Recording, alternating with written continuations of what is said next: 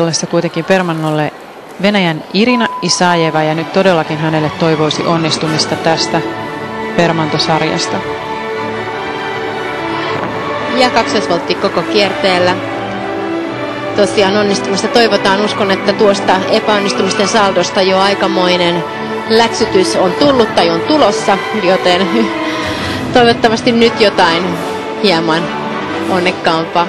Mutta nyt nähdään näitä kauniita vartalon asentoja, käsiä, jalkoja. Näkee, että tämä tyttö on baletti tuntinsa käynyt.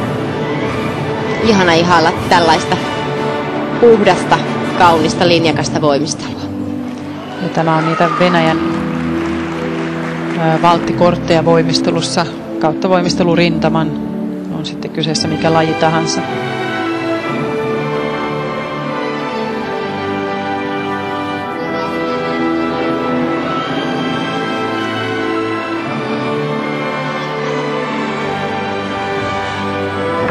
Oi, ihana kolmoiskierre.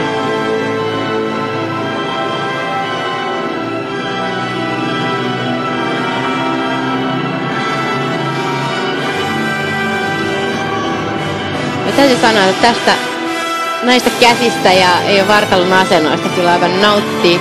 On ihana nähdä, kun joku suorittaa näin puhtaasti, kauniisti.